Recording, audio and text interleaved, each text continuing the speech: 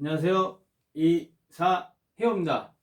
제가 지난번에 용달 일을 시작하시는 분들, 준비하시는 분들을 위해서 용달 기사 준비하기, 화물 기사 시작하기 그런 내용으로 영상을 한번 올렸어요.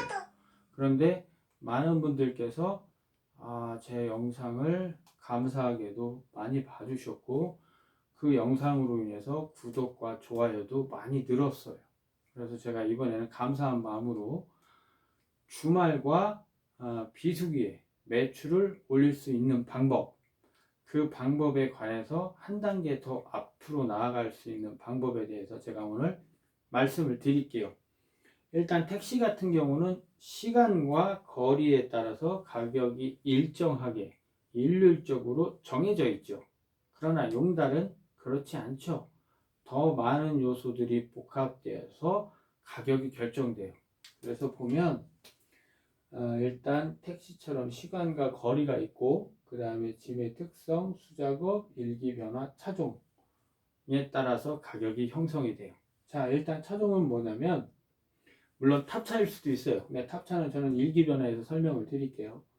굳이 나누자면 리프트 차량.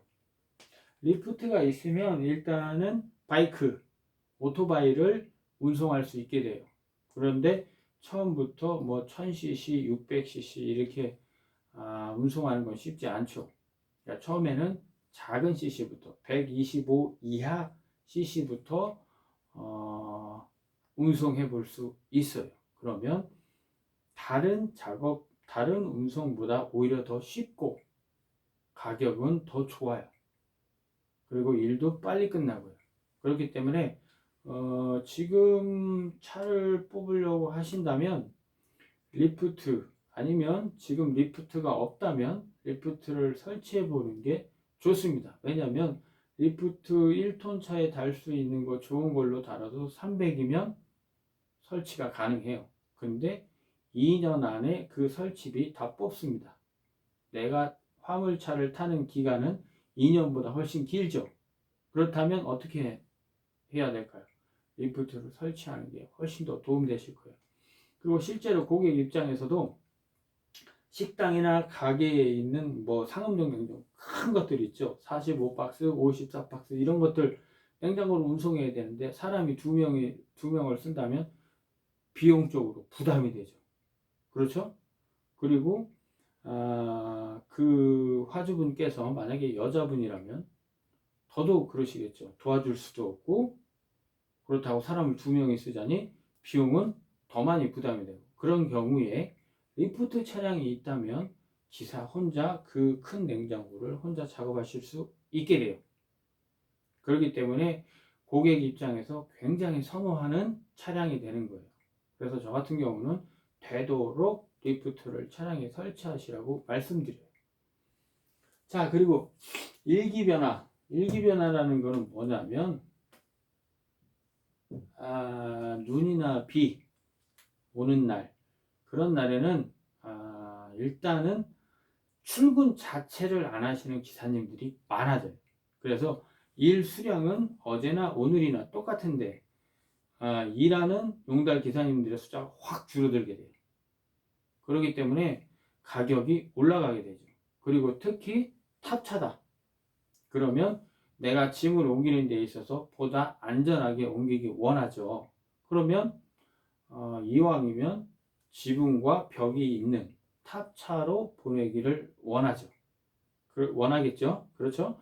그렇기 때문에 근데 또 이제 탑차가 좋은 곳만 있는 게 아니라 단점도 있거든요. 유지 관리비가 많이 들어가요. 그래서 저는 어떤 차를 권하냐면 호로를 접었다 폈다 할 수 있게끔 그래서 카고로 차를 기본으로 쓰되 우천시나 눈이 오는 상황에서는 호로를 펴서 탑차와 같은 효과를 낼 수 있는 차량 그래서 호로차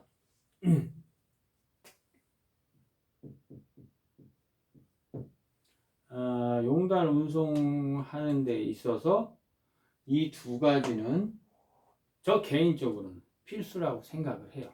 그래서 한 번쯤 제가 드리는 말씀이니까 고려해 보시는 것도 좋아요. 자, 그 다음에 먼저 짐 특성에 대해서 말씀드릴게요. 짐 특성이라는 건 뭐냐면 다 박스짐으로 네모 반듯하게 딱 팔레트에 2개 딱 싣고 운송하실 수 있으면 참 좋고 편하죠. 근데 모든 짐이 다 팔레트 짐은 아니에요. 그래서 금형처럼 부피가 작더라도 무게가 많이 나가는 게 있고, 그 다음에 뭐 무게는 많이 안 나가더라도 파이프처럼 길어서 차 적재함 내부 안에 안 들어가는 짐도 있죠. 그래서 무게짐을 싣기 위해서는 판스프링 하나 정도는 덧대는 게 좋습니다. 그런데 판스프링도 하고 쇼바도 올려서 막 너무 과적을 하는 거는 바람직하지 않다고 봐요.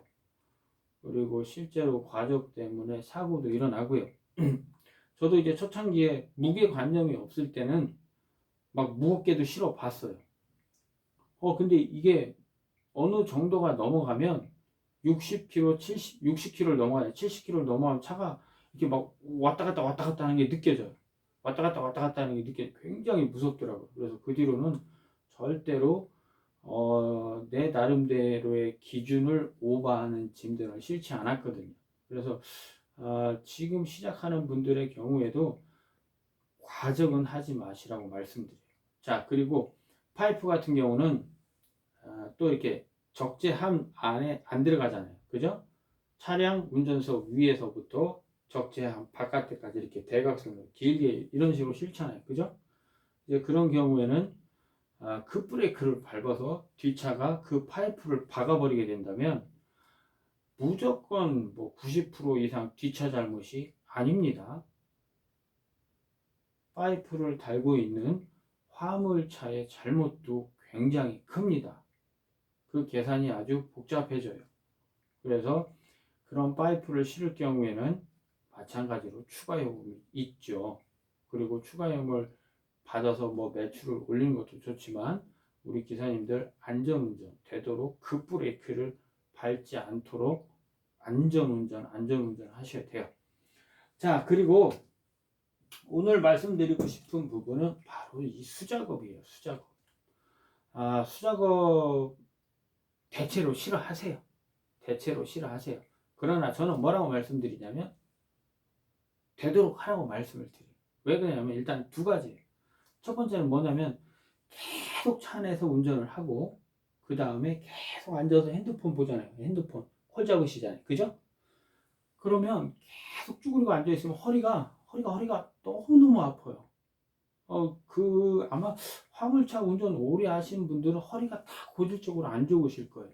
어쩔 수가 없거든요. 허리에 부하가 많이 가는 자세로 계속 앉아 있으시니까 허리가 안 좋으실 수밖에 없어요. 그래서 저는 운동 삼아서라도 수작업을 해보라고 말씀을 드려요. 그러나 어떤 상황? 적당한 수작업 비용을 지불하면서 수작업이 있는 거. 그런 때는 내가 할 수 있다면 운동 삼아서 하시라고 말씀을 드려요. 근데 수작업비가 너무 말도 안 되게 책정이 돼 있다. 그런 거는 안 하셔야죠. 그죠? 그러나 이제 합당한 비용이 책정이 돼 있다면 저 같은 경우는 웬만하면 운동 삼아서라도 해보는 게 좋다고 말씀을 드려요. 자, 그리고 그런 수작업을 하는 데 있어서 공장이나 회사, 그래서 도크에 딱 물건을 내려놓으면 지게차가 없는 회사 같은 경우 그 박스들을 내 차에 옮겨서 이렇게 실는 경우가 있어요. 그런 건 얼마든지 하셔도 좋아요. 뭐 그렇게 힘들지도 않고 하셔도 되고요. 그리고 내가 직접 할 때 오히려 더 빠를 수가 있어요. 이쪽 회사 직원들이 세워라 내워라 해주는 것보다 내가 빨리 싣고 출발하기 위해서 내가 같이 빨리 하는 경우에 훨씬 더 빨리 끝날 수 있고 비용도 합당하다면 충분히 훨씬 더 좋죠. 값어치가 있는 운동이 될 수가 있어요. 자, 그리고 오늘의 핵심은 뭐냐면 가정집에서 가정집으로 물건을 운송하는 경우, 가전이나 가구, 뭐 냉장고, 세탁기, 장롱, 뭐 침대, 이런 간단한 것들, 너무 복잡한 구조로 되어 있거나 너무 고가 물품이라면 안 하시는 게 좋지만 중저가의 물품, 간단한 제품들은 해보시는 게 좋아요. 어떻게 해봐야 되냐면 보통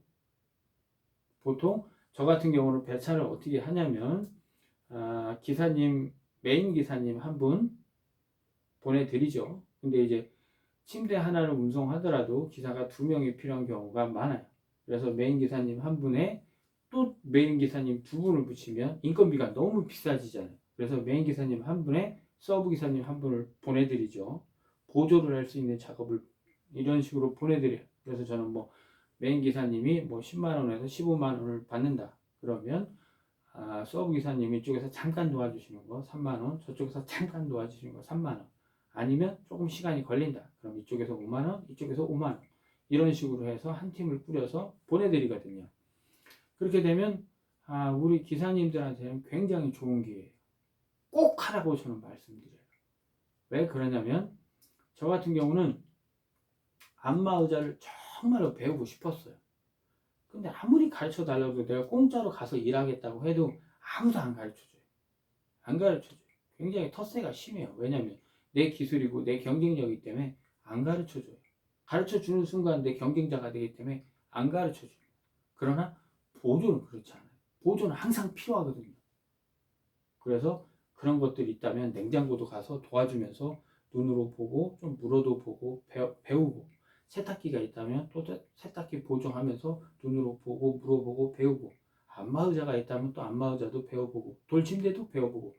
하지만 내가 혼자 배우려 한다면 절대 아무도 가르쳐주지 않습니다. 그런데 그런 기회가 됐을 때 수작업 뭐 하기 싫고 좀 힘들더라도 내 기술을 하나 더 만든다는 느낌, 내 경쟁력을 하나 더 만든다는 생각으로 배우시고 해보시면 좋아요. 이게 왜 그러냐면 월요일부터 금요일까지 뭐 왔다 갔다 운송 열심히 하세요. 잘 돼요. 토요일 일요일은요. 그 다음에 모두가 여름 휴가 떠나는 한여름, 그 다음에 한겨울, 그때는 그냥 매출이 뚝뚝뚝 떨어지는 거예요. 그때가 바로 주말과 비수기거든요. 한여름 한겨울. 그럴 때는 내가 나만의 어떤 경쟁력이 없다면, 나만의 어떤 거래처가 없다면 매출은 그냥 한순간에 뚝 떨어집니다. 그래서 주말과 비수기 때 내가 내 매출을 커버할 수 있고 오히려 매출을 올릴 수 있도록 기술을, 경쟁력을 갖추는 게 좋죠. 그거는 뭐냐면 용달 기사님들 같은 경우는 첫 번째는 거래처고, 두 번째는 뭐냐면 바로 이런 것들이에요. 가정집에 있는 가전과 가구를 다룰 수 있는지의 여부, 아주 중요합니다. 그래서 그런 것들 기회가 있다면 꼭 해보시라고 말씀을 드려요. 자, 그리고 운임에 대해서 제가 한번 말씀드려 볼게요. 운임, 이런 말을 해도 되는지 모르겠어요.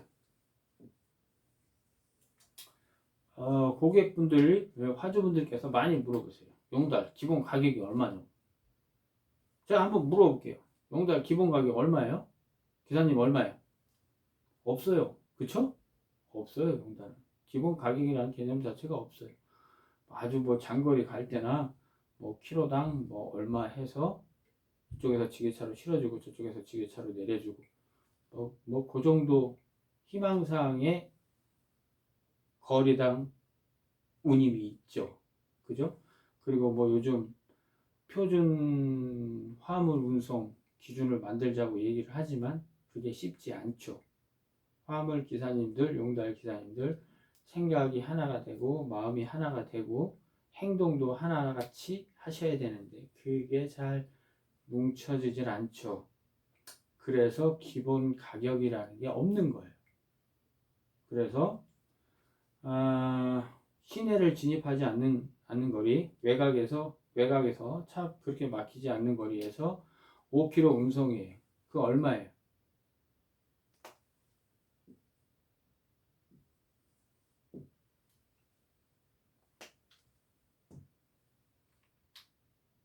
기사님들께서 정하시는 거예요. 저 같은 배차 회사가 정하는 게 아니고 기사님들이 정하시는 거예요. 실제로 만약에 제가 간단한 거 5만 원에 올렸어요. 기사님도 5만 원에 잡으셔서 잘 해주시면 저는 감사하죠. 그죠? 근데 경기가 좀 안 좋았어요. 4만 원에 올렸어요. 우리 기사님들 또 잡아서 하세요. 한번 3만 원에 올려볼까요? 뭐 누군가 잡지 않을까? 또 잡아서 일을 하세요. 그러면 이 기본 가격이라는 거는 누가 만드는 거죠? 누가 형성하는 거죠? 기사님들이 만드시는 거예요. 기사님. 왜냐하면 실제적으로 일을 하시는 분들은 기사님이시잖아요. 그죠? 물론 저도 용달차가 있고 가끔 용달 운송도 해요. 그죠? 그러나 주 365일 주가 돼서 용달 운송을 하시는 분들께서 가격을 정하시는 거예요. 그래서 우리 기사님들께서 제가 이런 말씀을 드려도 되는지 모르겠지만 너무 낮은 가격에 일은 안 하셨으면 좋겠어요. 내 사업에 도움이 되는 나와 같은 일을 하는 다른 사장님들께도 도움이 되는 그런 가격선은 정해놓고 지키셨으면 좋겠습니다. 그냥 제 바람이에요. 자, 그리고 뭐 비수기에는 뭐 여러 가지 종류의 일이 있죠. 그리고 뭐 주말에도 그렇고요. 뭐 그래서 저 같은 경우 사무실 이사를 할 때 일대로 뭐 가까운 거리 이 거리에서 이 거리 뭐 아침 8시부터 오후 5시까지 왔다 갔다 운전만 하고 일대로 얼마로 드리는 뭐 그렇게 용달을 쓸 때도 있어요. 근데 비수기에 일이 없는 뭐 그런 기간에는 일대로 뭐 가끔 일을 해보시는 것도 좋아요. 그래서 일대로 일이 자주 나오는 경우는 정해져 있죠. 설날, 추석, 그 다음에 연말. 그래서 뭐 선물 세트, 달력, 그 다음에 뭐 홍보물 이런 것들 막 쏟아져 나오죠. 설날, 추석, 연말에. 그래서 그런 때 뭐 일대로 일해 보시는 것도 좋고요. 그 다음에 그런 식의 또 일이 많으면 일대로 일하기보다 내가 내 입맛에 맞는 좋은 곳을 골라서 하는 것도 좋고요. 그러나 비수기나 주말에는 잘 생각해서 어떤 식으로 일하는 게 좋은지 한 번쯤 판단해 보시는 게 좋아요. 그리고 제가 아까 말씀드렸죠. 가정집, 가전, 가구, 운송 많이 해보시라고. 그리고 수작업, 보조 많이 해보시라고 말씀드렸잖아요. 그리고 요즘에 중고 물품 판매가 많이 이루어지는 것 같아요. 그래서 제가 어쩌다가 기사님들 이렇게 부르면 아니면 같이 일하는 기사님들도 이렇게 불러서 같이 일을 하다 보면 당근, 당근 이런 소리가 많이 들려요. 그래서 제가 그게 뭐냐고 물어보면 이제 중고 사이트에서 물건을 구입을 하고 그 다음에 중고 물품을 운송할 때 이제 기사님들을 찾게 되죠. 그래서 그런 것들을 일이 나오면 알림 설정을 해서 나에게도 알려주게끔 해놓는 기사님들이 많으세요. 그러면 조금 더 빨리 배우실 수 있을 것 같아요.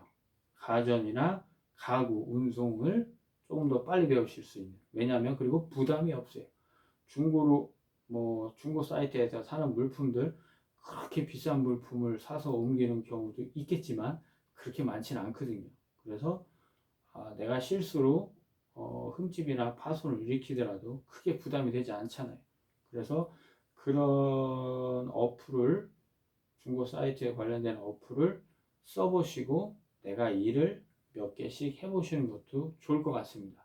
그래서 우리 용달하시는 우리 기사님들 매출이 좀 더 올라가셨으면 좋겠고 좋은 일들이 좀 더 많아지셨으면 좋겠어요. 그래서 제가 오늘 말씀드린 이런 내용들을 한번 해보신다면 한 1년 정도 노력을 해보신다면 느끼실 수 있으실 거예요. 2021년보다 2022년이 매출이 조금 더 올라가실 거고 2022년보다 2023년에 일하는 시간을 줄이면서 매출을 똑같이 하실 수 있고 왜냐하면 내가 노력한다고 해서 용달로 매출이 계속 올라가지는 않거든요. 어느 정도 적정선에서 유지를 올라간 다음에는 유지를 하는 거거든요. 그래서 그런 상황을 만들기 위해서는 내 기술, 내 경쟁력, 내 노하우 이런 것들을 갖추셔야 돼요. 그리고 그런 거에서 가장 쉬운 첫 단계가 뭐냐면 수작업이라는 점. 그래서 정당한 비용이 지불되는 수작업이라면 운동 삼아서 교육 삼아서 꼭 한번 해보시라고 말씀드렸습니다. 자, 도움이 되셨으면 좋겠고요. 다음에 또 제가 이사와 관련된 영상을 또 많이 올린 다음에 한번 또 날을 잡아서 또 우리 기사님들께 도움이 될 수 있는 영상 하나 올리도록 하겠습니다. 감사합니다.